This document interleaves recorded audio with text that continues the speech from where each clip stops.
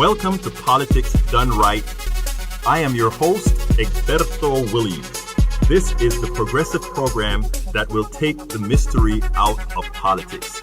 This is the program that will encourage you to make sure government becomes we the people. Whether you are liberal, conservative, or otherwise, you get to air your point of view. Remember, you can also send me a tweet to EGBERTOWILLIES. That is, at Egberto Williams. Let us engage. It is politics done right. 1, 2, 3, 4. Well, folks, welcome to one more edition of Politics Done Right. I'm Egberto Williams, your host. Thank you so kindly for being a part of the show. We are going to have, as I always say, a great show for you today. I'm playing around with backgrounds. I hope you like that. It's kind of covering the subject of the show today. We are going to talk some interesting things. Of course, I don't know if you know what the breaking news is today. What is this? Weinstein. What is his name? The guy who's running the special counsel. He is sort of in trouble right now because it seems there is information that would lead one to believe that he spoke about using the 25th Amendment against Donald Trump, and not only using the 25th Amendment, Rosenstein is his name, not only using the 25th Amendment against Rosenstein, but trying to recruit people to do it. We don't know. I mean, that's the allegation. We don't really know if it's true. The denial that he gave was not a very convincing denial. He gave the denial in the present, so we don't know exactly what's going on here. There's one thing that I do know, and that is a huge distraction. But for those of you who are just joining us now, you know what's the first thing that I ask you to do. It's very important that we do it. Please go ahead and share this program immediately. Please share this program on your wall. Please share this program on your page, on your Twitter, on your Tumblr, on your Instagram, everywhere. Show people how to get to the show. And why are we saying that? Because unless we get people out there sharing these programs, we are throttled. The progressive space is throttled. What that means is the amount of folk that would normally see the program simply won't see the program. So again, I start the program all the time asking you kind listeners, you kind watchers, to go ahead and share the program, tweet the program, do all that you can to ensure that we can get our message out, to ensure that we can get the progressive message out. Anyhow, let's go back again real quickly before we get into the show about that Rosenstein issue. Look, there's a whole lot going on in the country, right? And this is great. What's happening right now is great for a whole lot, for the businessmen, for the plutocracy, for the corporatocracy. And why is it great? Because we are all distracted. You know, no matter what occurs with Rosenstein, no matter what occurs with the fight that's going on in the White House, the one thing that we know for a fact is it's not going to help your personal economy. The one thing that we know for a fact, it's not going to buy your kids get your kids tuition. It's not going to do anything. None of what's going on right now is going to make your life better, or wasting time on what's going on and trying to put that out is going to do absolutely nothing for your personal economy or to make things better in your household. So while we get distracted about that, while you see today the media is almost the only, if you turn on to every channel, you'll get from every perspective that Rosenstein was trying to use the 25th Amendment against the president. And that is going to be used to spread some more conspiracy theories. And it's interesting because there is one of our listeners that sent me a direct message earlier this morning. And that the person said, Egberto, I'm scared. And I'm like, scared of what? Well, they said the October surprise was going to be all these releases that Donald Trump has been, all these things that Donald Trump has been releasing. In other words, he's been taking the security clearance off of a whole lot of these documents. He said that he read, and I saw the article in the Daily Kos, that is going to be the October surprise that stops people from actually doing what they need to do, or rather from actually creating, using these stories to create conspiracy theories. And and creating these conspiracy theories, what is it going to do for you? That's going to have a whole lot of people believing, well, Trump may not be as crazy as we think he is. He may not be doing the damage that we think he is, but that is not the case. These are all smoke and mirrors. These are all distractions. And unless we get with the program, folks, as the decimation of our economy, as the decimation of our taxes, as the decimation of all of that goes on, we are here sitting back without any recourse. Folks, if you're just joining us, please do remember to go ahead and share the show. Now, there's one other thing that I want to remind you guys of, and that is I'm in the process of writing the new book, and that book is called How to Make America Utopia. You know, that is sort of Make America Great Again. No, it's not making America great again. Let's go ahead and make America into utopia. And as I write chapters, I'll be releasing those for folks who are subscribers to Politics Done Right to go ahead and see the chapters as they're written. Please do remember that, as you see there, you can go to patreon.com/politicsdoneright and subscribe. You subscribe, and you'll, as the chapters come out, the introduction should be coming out pretty soon. We have the table of contents online already, and for those subscribers, they have the table of contents. Sometime either the end of this week or early next week, we'll be coming out with the introduction. The goal is to put out a chapter every 2 weeks or so. If I get somehow not super busy, I may get a chapter out a little sooner than that, but likely not. But the idea here is, as the book goes, I'll put it out there. I'm also going to create a Facebook page for the book so that folks can discuss what's been going on. And you know what? You could actually have a material impact in the book, and there's a good possibility your name may appear in the book. And as we go to print, both online and hard copy, there you go. Your name is going to be in a book. But anyhow, so folks, go ahead and go to patreon.com/politicsdoneright. Support progressive media. That's one of the reasons that we're doing this. Some folks may call it a gimmick. Yeah, it's a gimmick to try to get folks to go ahead and subscribe and get something more than what we already give. And of course, we have the bumper stickers, all that good stuff. And you subscribe, you get access to, as I see it, Class Warfare, the only resort to right-wing doom. That's this book right here. Class Warfare, the only resort to right-wing doom, and where we discuss a whole lot of the things that we cover here, patent laws, all that good stuff, in an easy-to-understand way, so that when the right wing tells you a whole lot of crap, you know that it is really just that crap. But anyhow, folks, let's go ahead and start getting ready to get into the show, because you know what? We have a lot to talk about. But let me just beg of you, forget about the distractions, okay? Let's not get distracted. Let's stay with the program, and then let's make sure to tell Americans or friends. Look, the Trumpists are our friends too, or friends and families, okay? Let's not allow these folks to really create irreparable damage between relationships. I sure as hell won't allow that to happen. I still consider all my Trumpist buddies my buddies. So I mean, that's how it's going to stay as far as I am concerned, because, like I said, I am not going to let a country, the government, or any of these people change my humanity or change who I am. I will not allow these crazies to make me less human and forget about the human touch. I'm not going to do that. None of us should do that. We should always remain human, civil with each other. We can be strong and assertive and compassionate in our beliefs, but let's not let them allow us to hate each other. And I tell you, to my Trumpist listeners, the Trump voters and all of that, I love you too. I'll be honest with you.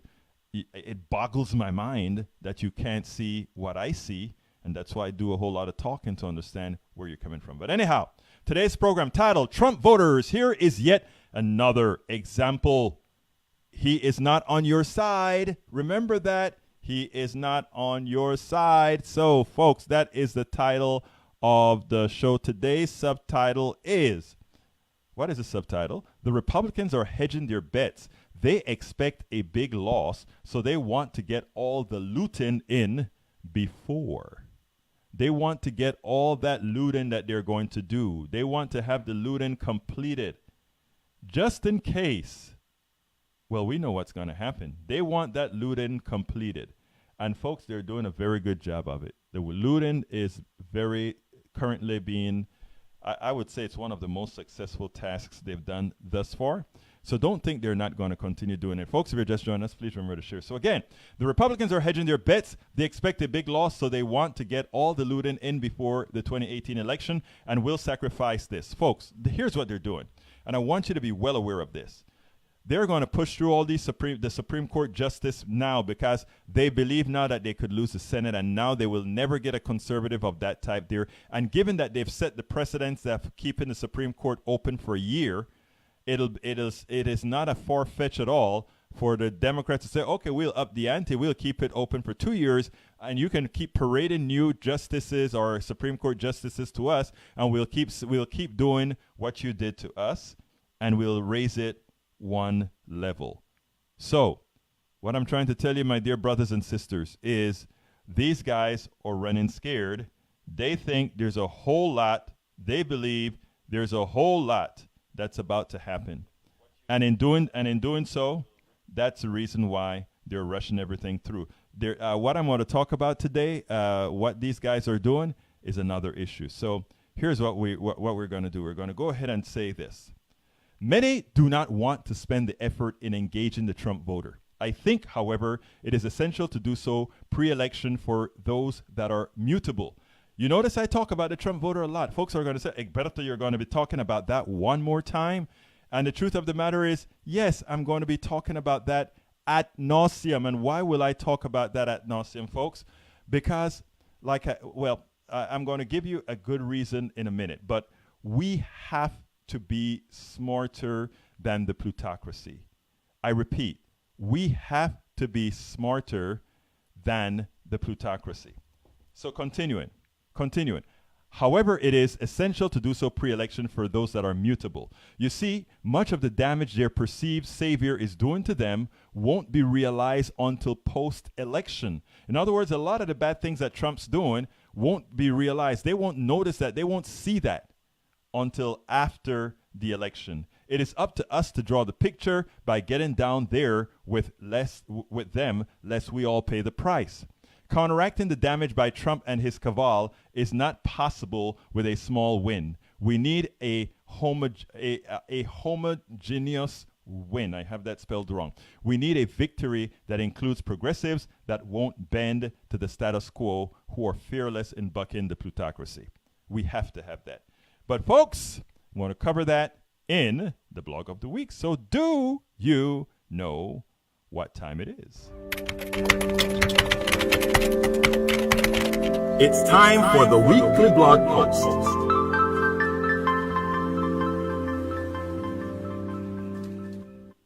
Okay, here it goes. Title of the blog post is Trump voters, here is yet another example. He is not on your side. He is not on your side. See all those Trump voters behind me? They're worshiping, right? They're saying, oh, we want, oh Lord, oh Trump, please, please, give us what you promised us. Well, I'm telling you, folks, the promise has already been denied. The promise has already been broken. The promise is already gone. Anyhow, here we go with the blog of the week. The title of the blog of the week is Trump Brothers and Sisters. Here again, he is not working for you. And it starts. Trump is more dangerous than the snake oil salesman to the folks who voted for him. At least, you have the option to buy or not. Trump uses his constituents solely for their vote, and then he pilfers them and the rest of us. This particular one should irk us all. Trump and his cabal were not satisfied with their looting using the tax cut scam as the method to do it. Now comes tax cut scam 2.0. They want to reduce taxes on capital gains, even though already taxes on those have a lower rate than income taxes above certain wages. Robert Reich slammed the theft as follows, and this is what Robert Reich had to say. Very good output from him. Here are 3 reasons why reducing capital gain taxes would be another tax scam for the rich. Another tax scam for the rich. Number 1, and for those who are just joining us, we're talking about how Trump has, completely deceived the people that voted for him. But not only that, worse. I mean, what he's doing is hurting all of us. And, they gave away with the tax cut scam. They gave away everything. And again, now they're trying to throw it out again. And there's a reason why they're coming with this tax cut, even though we have exploding budget deficits. They know that in November, on November 6th, if all of us here do our jobs on November 6th, it's over. Because in November 6th, we may not only have a blue wave, we may have a blue wave, a tsunami that also brings in the Senate. And I tell you, I have a wager. And here's what I believe as well. It may not only be people look at it as we may have a little Senate win, right? That we may win an extra one. We may get Beto O'Rourke out of Texas. We may get the woman out of Arizona, the guy in Florida. That's what some folks are thinking, right? I tell you what I'm thinking. I am thinking big surprise. If you notice something that I've been saying all of the times, a lot of voting and a lot of party affiliation is all about peer pressure and culture. But every so often you find, and I want you guys to check out my Sunday front page article on thedailycoast.com. Sunday article at thedailycoast.com, because I'm going to cover some of that with the Trump voters as well as with progressives. And I think a lot of the Trump voters are actually going to like that article. But here's what I want to say. These guys could lose the entire Senate. And I am going to go on a limb here.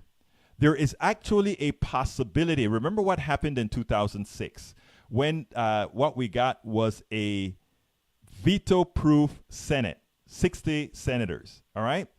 I am completely off on a limb, and nobody is talking like this. Nobody believes it. I think if the stars align appropriately, Americans are going to throw their hands up in the air and say, you know what? We've been just on this crazy move now. Let me just try something else. And I think what you may find is I had a candidate in my studio at KPFT yesterday. They've gerrymandered his district really, really bad. So here is a liberal congressman, and congressional candidate, and he is campaigning in very rural areas and all that sort of thing, talking people to people in a county that is 25% Latino, and I don't remember what percent of other people of color, etc., but also of people that vote mostly Republican. He is actually getting a good feel. He's getting a good feel because the reception is that these people are upset. Let me give a good example about rural areas. We have Ted Cruz in Texas that continues to rail against Obamacare, against the Affordable Care Act. He is completely against the Medicaid expansion to the Affordable Care Act. Here's the kicker.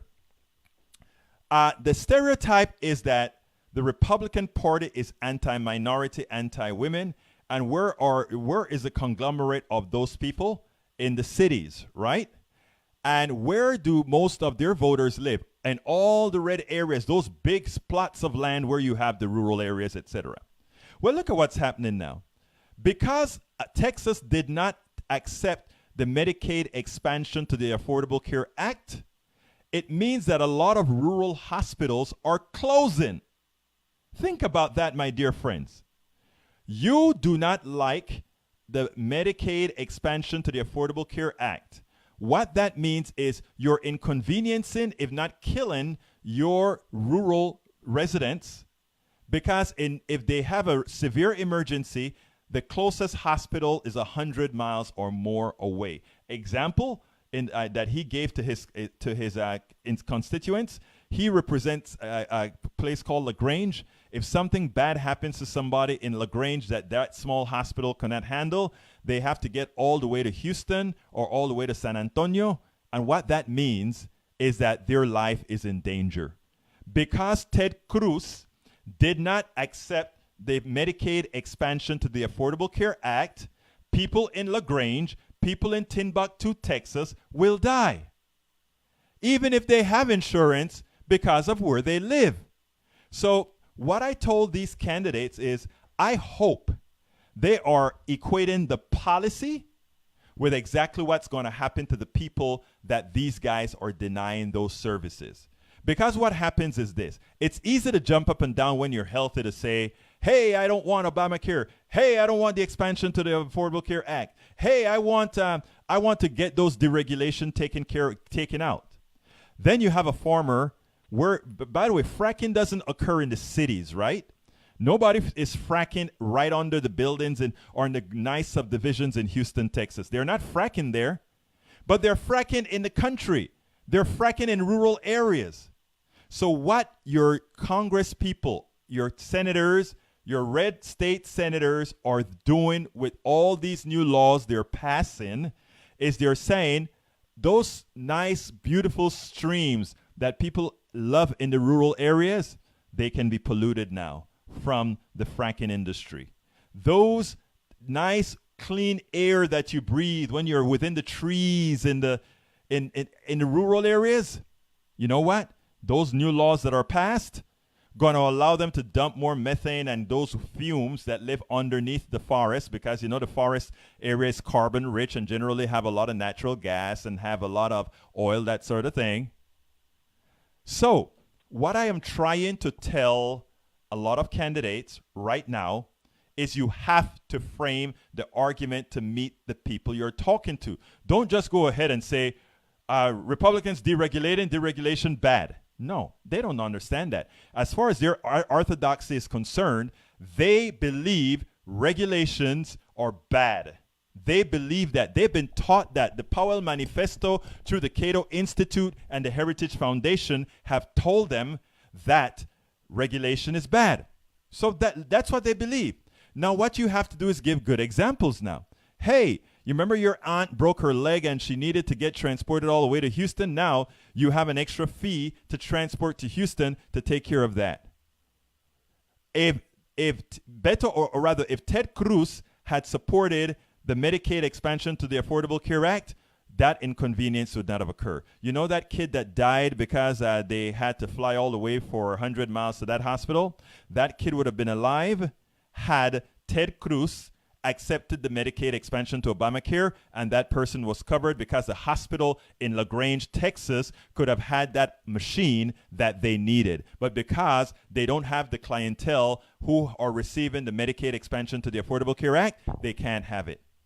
You see, one of our problems with our candidates, and I think with the party in general, is the case is not made that these things that we support are not urban things that we support. The Medicaid expansion to the Affordable Care Act, more so than it. Look, if you are sick in Houston and you have no insurance, you run to Bentop Hospital, one of the biggest emergency rooms, one of the biggest class, whatever the most highest level emergency room is, you go there.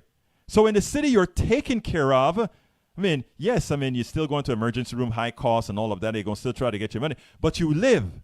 Because the emergency room still has to see you. Of course, all of us who have insurance are the ones who are going to pay for it. But you live. You're in a rural area, and that occurs, you die. So your politicians are supporting policies from the people who vote for them so that they can die. Friends, and this doesn't only mean something you talk with politicians. Those of you in the rural areas who are listening to me on podcasts, vlogcasts, or whatever, those of you who are listening live, take this in and have a civil discussion with your folks at your stores, at your church, elsewhere. Let them know that this does not have to be confrontational. It just has to be practical and civil. That's all.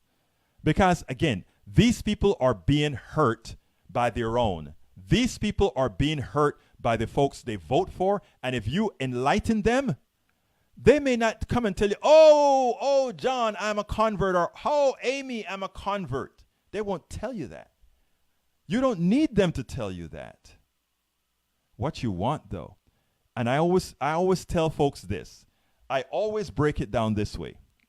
I am not asking you to change party. I'm not asking you to change ideology. I'm asking you to just do what's right for your personal economy. Do what's right for your kid. Do what's right for your city. Do what's right for your state.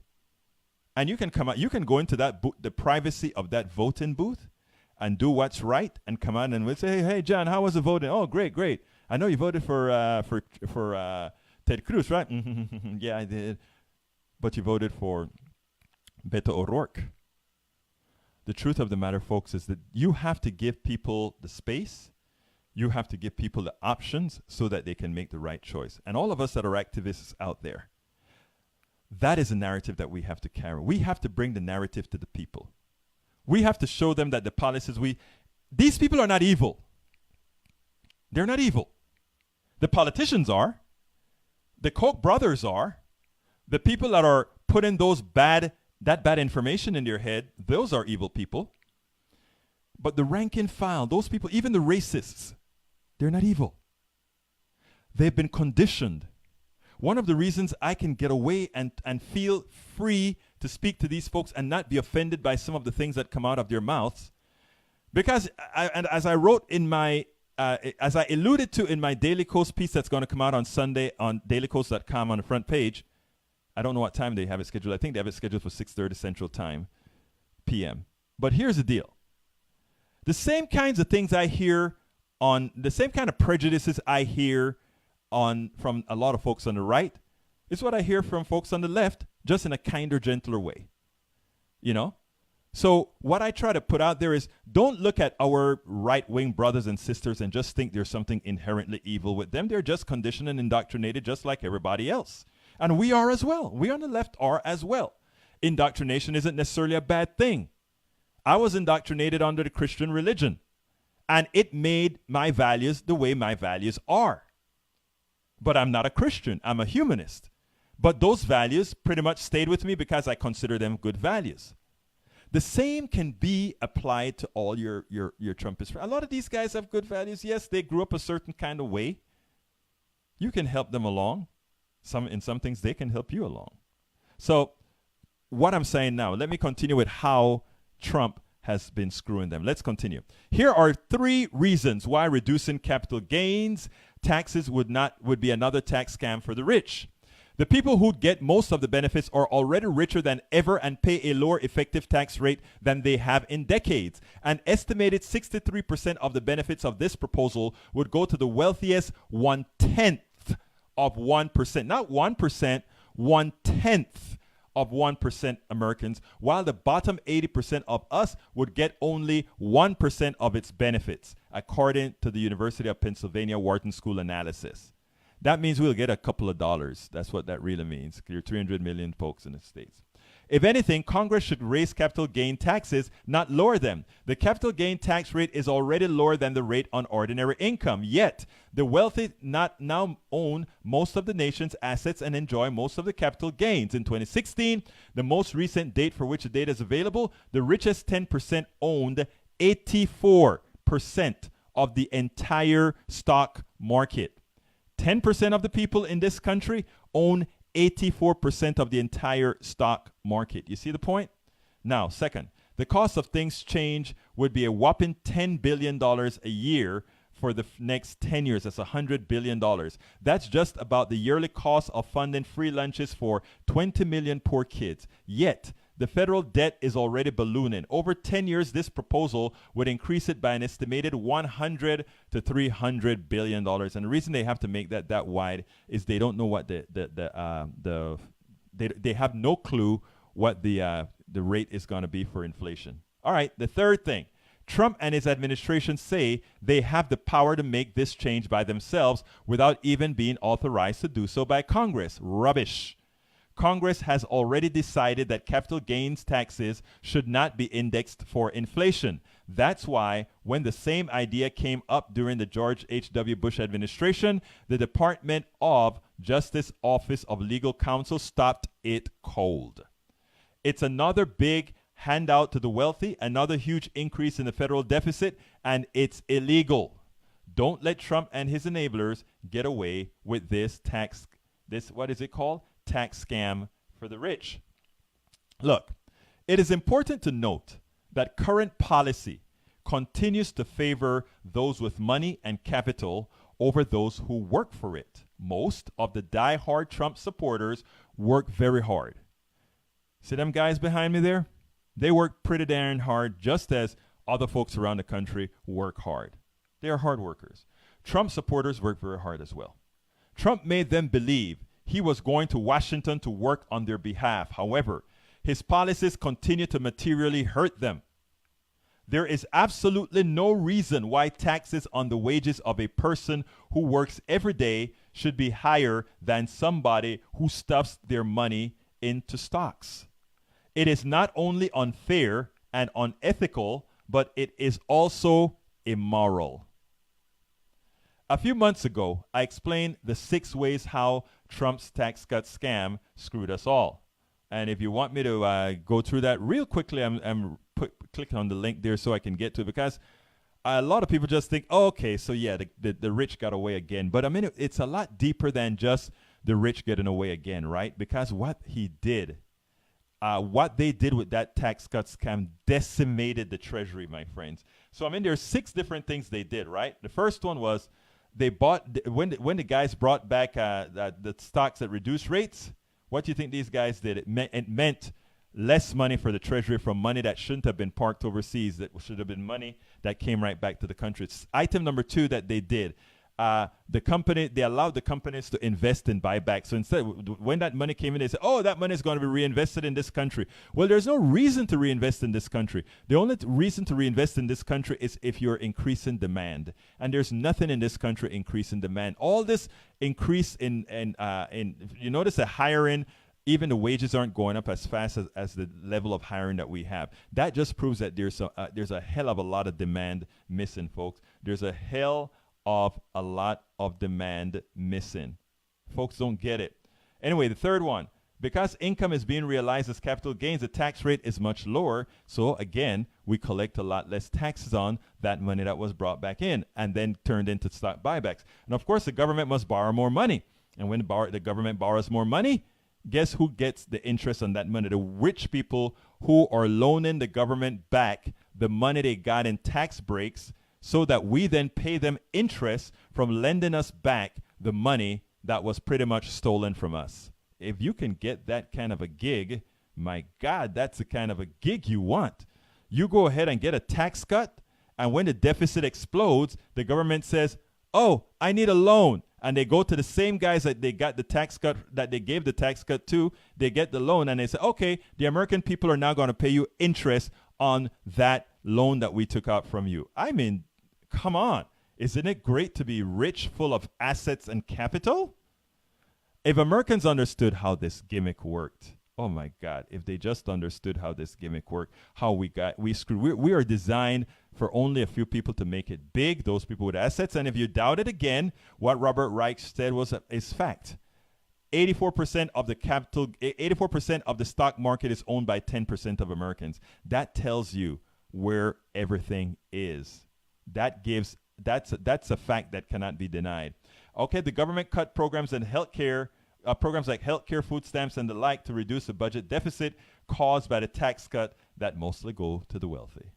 That was number 5. And number 6, the economic growth that helps the poor and middle class is stunted because in Economics 101, the marginal propensity to consume by the wealthy is much less than that of the middle class and poor. In other words, economic activity is determined by the number of times money turns over. I speak about that a lot, and the reason I continue to speak about that is, first of all, I get new people coming into the show all of the times. So for those of you who stay with me 60 minutes or come to me every day, you hear a lot of things that are generally repeated. That they're repeated because, again, we have a lot of new people, and we want to keep everybody into the loop. So when I repeat, if there are other things that you want answered, throw them in the link there so that I can say, oh, I also need to cover this. Okay, continuing with the blog of the week. It goes as follows now. A few months ago, I explained the 6 ways how Trump tax cut scam screwed us all, and I just read that. We even pointed out the direct result of his scam for his wealthy friends. But, of course, Donald Trump said it best directly to his friends, as reported by The Independent.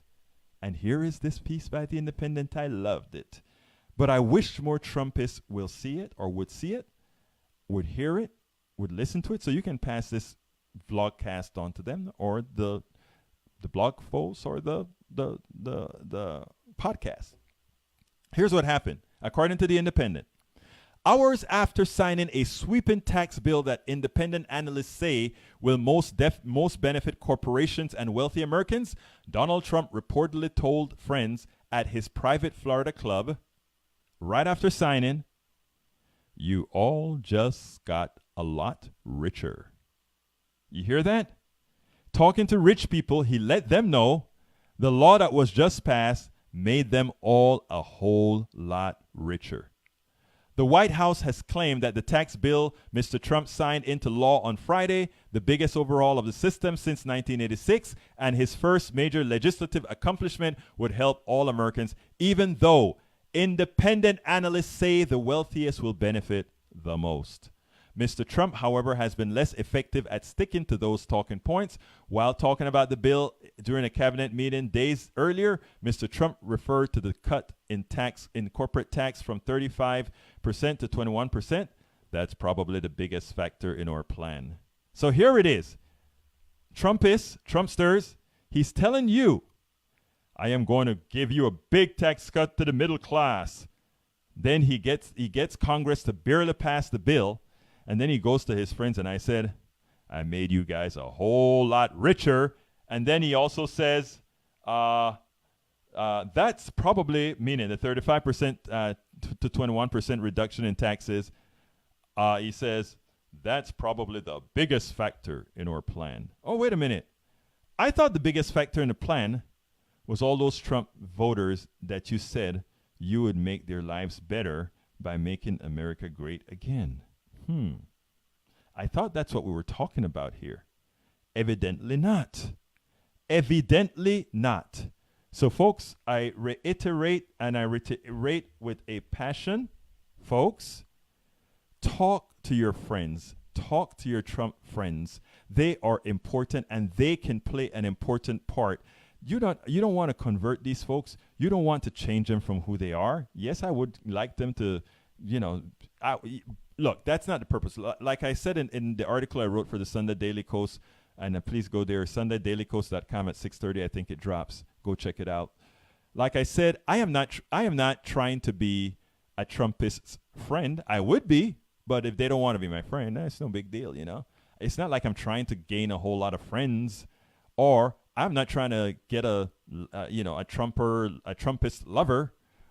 When I say I am talking about we progressives, okay? So all we're trying to do is build allies. And with allies, we can go ahead and get our people elected. And with our people elected, both progressives, conservatives, and everybody else will do well. All right, it's time for me to do a quick plug on my on what I'm doing, my Ask Here, folks.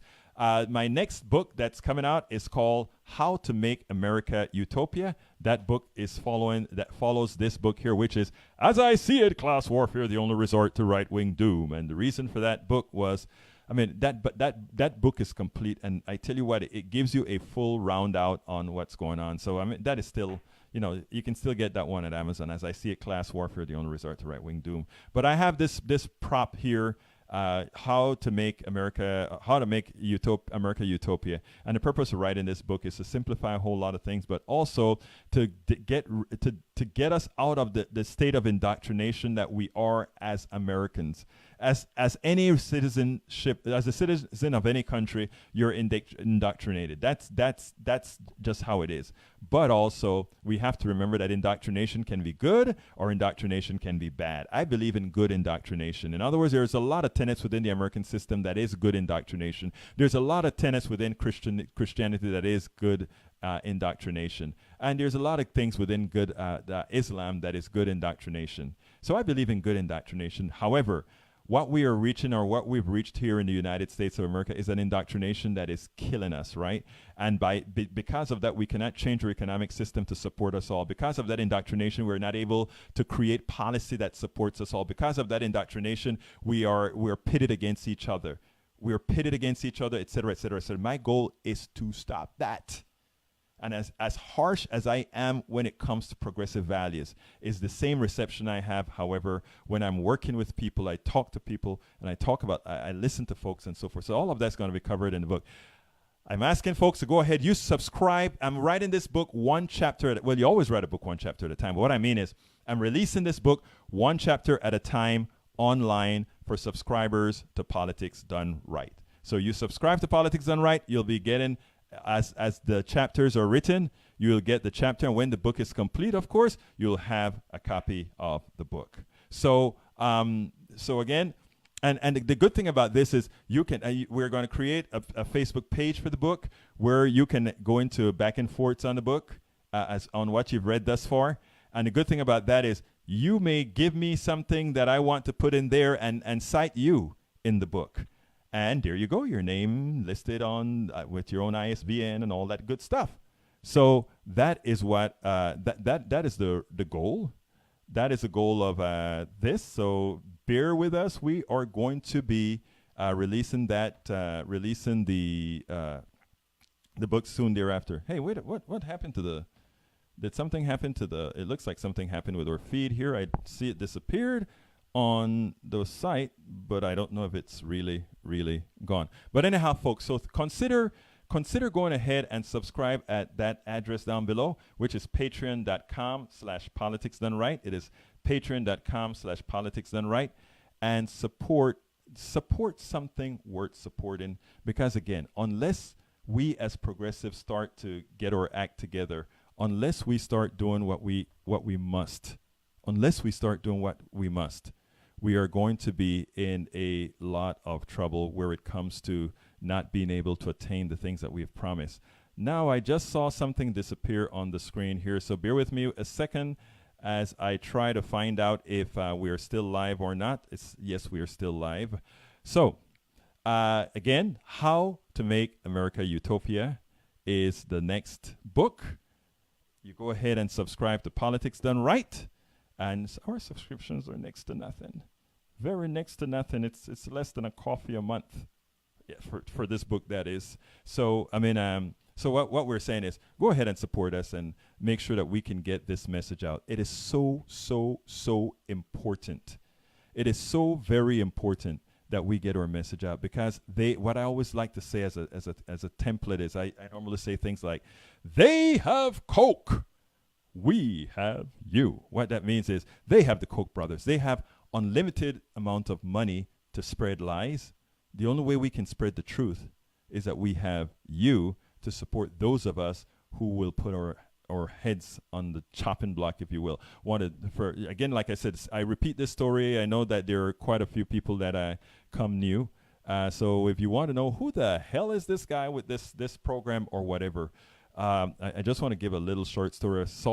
I'm a software developer, own my own software company, all that good stuff. And after my daughter put her through college, etc., I decided, you know what, the world, in order for us to have a good world, more of us have to engage. And, you know, folks like myself, and I know, you know, a lot of people are always complaining about what's bad with the system, how the system needs to improve, and we need folks to go out there and support making this a better system and get better people elected and all of that. Well, I decided then, you know what, folks, that was actually true. That is actually so true. So what I decided to do is say, you know what, I am going to be a part of the solution. So I turned over the software company to somebody else. I didn't sell it. I just turned over the licenses to somebody else and went ahead and did this full time. It's not at all lucrative, at all. But what we know that we're going to do is, we know we are going to change America, and we know that we are going to make a difference. But we can only make a difference if you are a part of that difference. So I want to ask you again, go ahead and please go to patreon.com/politics done right. Okay, I'm trying to bring up the program here now to see what you guys are talking about on the show, so bear with me as I do it. Let's see. Michael, let's see, where do I start? To the bottom or the top? I think I start to the... Okay, start to the top. Okay, here we go. Here we go. Come on. Here we go. Michael Rudden, talking to a Trumper, the conversation inevitably devolves to trolling. Egberto, you have a lot more patience than I do. Let me tell you, I don't think it has to, when you're talking to the Trumpster, I don't think it has to devolve into a fight. It usually doesn't dissolve into a fight for me. I have a technique that I use, and it's an honest technique. And I you know, whether if it's a Trumpster listening here, this is how I talk to you, right? I ask you a lot of questions. When we're talking policy, I ask a lot of questions. I listen a hell of a lot. And then two things come from me listening and asking questions. When I listen and they tell me the things that they want to effect, I then ask them how, And when I ask them how and they start to explain it, and then if what they're saying doesn't make a factual sense, I will then present what I know to be facts as far as numbers. I'm not talking about things that are ideological, because you can't win an ideological argument on abortion and that sort of stuff, so I don't even try that one. But on other issues, there are much more that unite us other than abortion and that sort of a thing. So we go on these other issues and we talk, and I listen and I ask questions. And here's what normally happens. What normally happens is you find sort of a coalescence. You give that person space not to have to agree with you. You give them enough space that the conclusion that after they have that discussion with you creates a difference that doesn't matter. And here's what I mean. If you support, and because this has happened with somebody with immigration, right? I support, to put it bluntly, I support if you are able to beat our immigration protections and get into this country, means you're smart. I'm not going to throw you out of the country, right? Border security, if you want to tighten your borders, I'm all for that. I'm not a tight border security type of person, but I have no problems holding on to tight borders, just like Mexico has tight borders and many other countries have tight borders, right? And you don't see progressives attacking Italy or attacking Poland or attacking all these other countries. They have tighter borders than we do as far as bringing people in. We are a generous people in bringing people in, has been for a long time. I think given the evil that we under how we started, meaning killing off the people after coming to this country, killing off those who were here first. I think to atone for what we've done in the past, it is essential that we are an open society. That helps atone for all we've done. Atone for the killing of the Chinese. Atone for the killing of the natives. Atone for the maiming, killing, and enslavement of black folk. I think being an open country atones for that.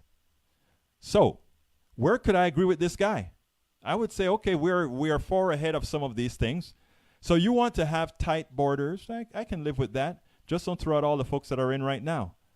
And then this guy does some more research and he finds out, wait a minute, we do need a lot of immigrants because our social security will die based on the rate at which we are expanding our native population. Not native, but you know what population in the United States. So then he saw a reason to come up with a plan for how do you bring more immigrants into this country without affecting my ideology. I was going to say false ideology, but I'm going to just say ideology. And you know what? The person found it, and it's something that I could live with. What I'm saying is this.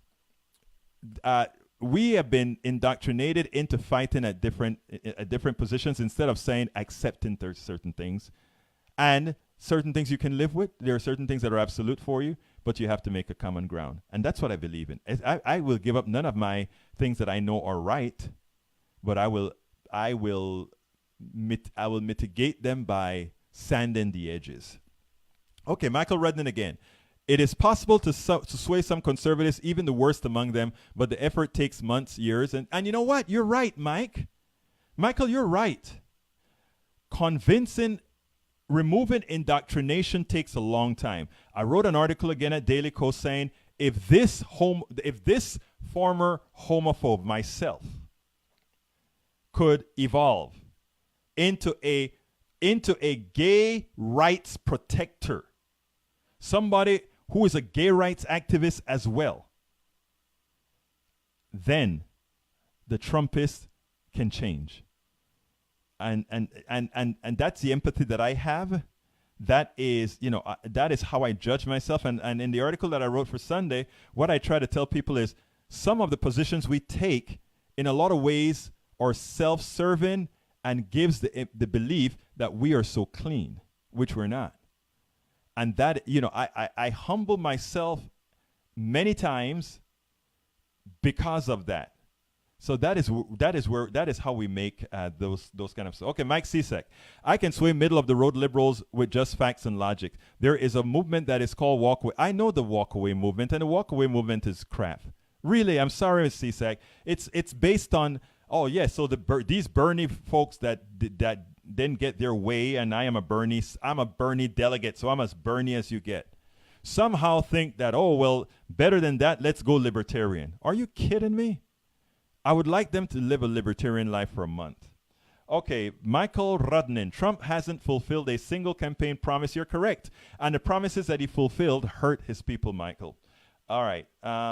Mike Cisak. Michael Rudnin, funny how the claim it was started by a Russian troll was actually started by a leftist Democrat in denial. I don't know what you mean by that.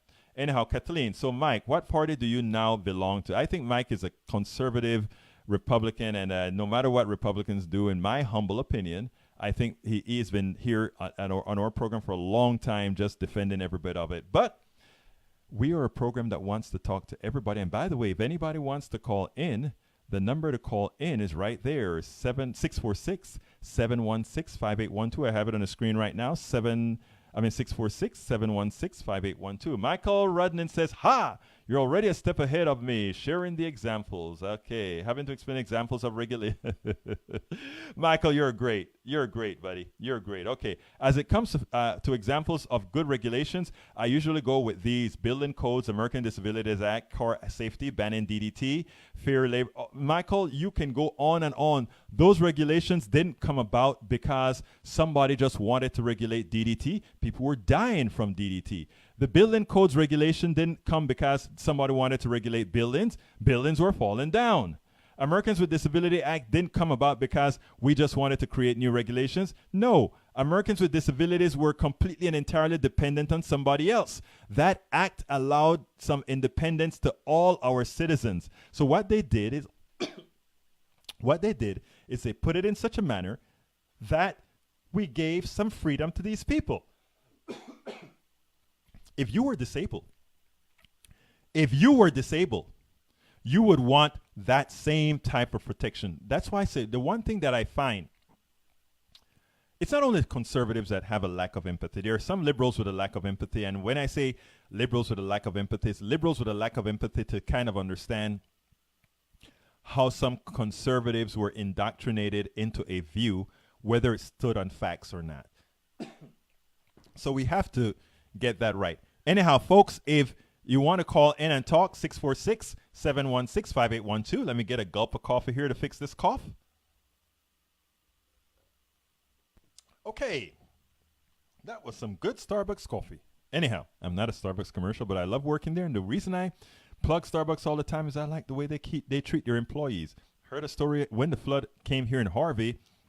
Each team leader verified exactly where the person that worked for them were, and those who needed assistance right there was placed in hotels.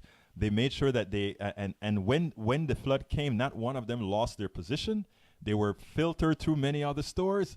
I mean, the social part of their corporate structure worked very well. It was a mix of good democratic socialism and pseudo-capitalism. I'm not going to argue with that. You treat your people right, you make their lives happy, you're on my team. Okay, Tom Hines, yes. More methane, dirty water, polluted air, and asbestos. What more could a person wish for? And here's the thing, Tom. And it's happening in the areas where his voters live. These bad things, the poisoning, is happening in the communities of those people who voted for him. And that is what we as a community have to try to get across to them. But we have to do it in a nice way so that, because what happened is they're waiting for us to just come up with a front to attack them and be defensive. We just need to have a conversation. In fact, I was speaking to, we're forming at coffeepartyusa.com, we're forming these things called local groups. And I'm going to, when I have it better laid out, I'm going to start pushing this every day in a little segment right here on Politics Done Right. And what it's going to be about is going to be telling folks, hey, let's start getting together in groups. Let's work together. And we can change this country. We don't need to depend on the politicians, because the way we are going to change this country is we're going to elect the right politicians. We will elect the right politicians. Let's see what else we have here. Okay, Michael Rudnin. Mercury air pollution from coal-fired power plants is a huge concern, absolutely. And with the change in regulations, again, it comes here again. The walkaway campaign began on Facebook after a handsome gay hairdresser from New York posted a viral video in May explaining why he was walking away from the Democratic Party. And I could give you 10 more videos of why folks are running away from the Republican Party. Truth of the matter is millennials don't care about Republican or Democratic Party. They just care about mostly progressivity. Remember that? Parties are losing their value. Okay, let's see what else we have here. Mike Cisak, I've seen the list of demands, which is a list a dictator would love. Oh, wow. Okay, Tom Hines. My former friend, a Trump voter, grows soybeans. Small farm, 150 acres. All soybeans. Last year, soybean price was $11.50. Today is $7.50 a bushel. Farm has been in the family since 1836. This is the last year he will be farming, leaving it to Trump to destroy a 2-century-old farm. Hear that? Demands that remove individual rights in order to support supposed group rights dictated by the left. What that actually boils down to is slavery to the mob rule. Wow, that sounds so scary. But you never say that when it comes to the policies you like, right? You never say that when it comes to the policies you like. So I don't buy that. I buy what you live in a society, so we come across, we create inalienable rights. We create a Bill of Rights that prevents the mob rule, and then we leave everything else to democracy, right? The Bill of Rights is not a democratic document because what it does is it says there are certain things that are inalienable, certain things that we can't take away from you. Other things we consider societal. Those things that are societal, it goes through democracy. If we find certain things that are societal that needs to be a right, we should then make them a right. Like right now, I think it is time for us to have an amendment that says healthcare is a right. Keeping people healthy with medical care at a certain level, we should make that a right. And since we cannot do it under on the current constitutional modal, maybe our 28th Amendment should be healthcare is a right. So I don't know. I mean, there's a lot of things to look at, Mike Cisak. And Mike, I can almost bet if we hammer things down, I bet we're not all that far apart. In fact, we want the same things. General, the big problem is how the hell do you get there? Okay, let's see if I have any new one. Michael, let's see. Do I own my own labor under socialism? Of course you own your own labor under socialism. It's not democratic socialism. I think we have to take away the scary feeling about when people use the word socialism. I mean, that's the reason I normally just call it democratic socialism, so that it is prefaced not to scare people, right? But America is already a socialist state. But we want it to be a bit more socialist because its level of socialism in America does not guarantee happiness to everybody. We can put a certain level of democratic socialism along with free enterprise in order to do that. And that is what we're going to talk about in how to make America utopia. That's what I'm writing about. That's what I'm putting together in the book as I write it. I know not everybody here read my blogs, but for those of you who read my blogs, you know some of the ideas that I'm going to be talking about as I do this. But folks, we're coming to the end of the program, and I want to again ask you to go ahead and go to patreon.com/politicsdoneright, patreon.com/politicsdoneright. And if you become a subscriber, you can read the book as it's written. And I know Mike Cisak may just be in the work group critiquing the book. And Mike, think about it. Think about your name being in a liberal book, protesting the liberal book, which I would probably, I mean, depending on what occurs in the group room when I create the group, I may actually have some of the conversation in the group in the book, because some of the best thing comes from you guys. Well, not some of the best things. The best things always come from you guys. So anyhow, folks, we're getting to the end of the program. Let me see if there's anything quick I need to go over before. Real quick. Yes, you're right, Mike, Tom Hines. People don't know the difference between socialism and communism, mostly because the dictionary currently doesn't define a difference. Let's see what else here. Egberto, there is a big gap between on one thing. I want people to be free to live their own life. We agree with that, brother. We agree with that. Anyhow, I got to close this show down. Folks, my name is Egberto Willies.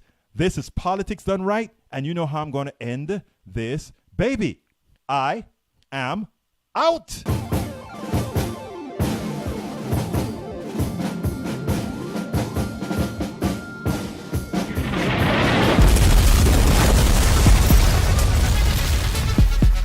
Welcome to Politics Done Right.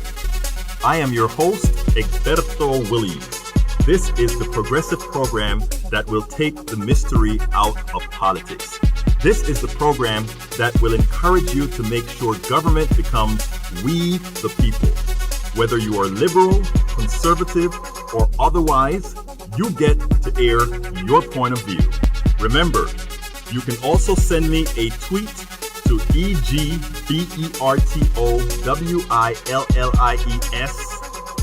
That is, at Egberto Willies. Let us engage. It is Politics Done Right. 1, 2, 3, 4.